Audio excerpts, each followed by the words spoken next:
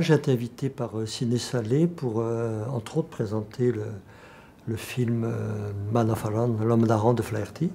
Je conjugue la photographie, le cinéma, la présentation, enfin, l'image et la mer. Voilà, c'est ma constante. Les photos que vous voyez là sont quand même très anciennes, à 71. Hein. C'était mon deuxième boulot. J'étais parti sur un chalutier de Concarneau pêché en mois de novembre, en mer d'Irlande. Donc c'était les bonnes conditions pour un baptême, pour savoir si j'allais tenir le coup et faire des images et vivre sur un chalutier. J'ai travaillé avec deux objectifs. Il n'y a pas de zoom. Le 35, qui est une focale courte moyenne, mais qui donne quand même de l'air. Et puis un petit télé 90 pour tout ce qui est gros plan des visages, pour avoir du flou entre le premier plan et le plan derrière.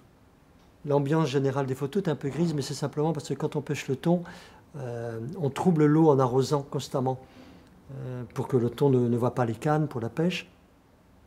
Et donc on baigne dans une atmosphère d'embrun continuellement. C'est pour ça qu'ils ont leur ciré. Mais sinon il faisait très beau, très chaud. On était dans une atmosphère un peu de chasse, de traque, quoi. Le thon, c'était pas avec des moyens électroniques que le capitaine le détectait, c'était...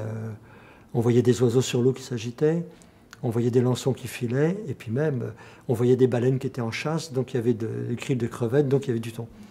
Donc il y a une atmosphère quand même, voilà. Se mettre à suivre des baleines pour les pêcher, bon, c'est quand même assez lyrique. Même si je n'avais pas utilisé ces photos diffusées après, en tant qu'expérience de vie, voilà, moi j'ai pris mon pied à le faire.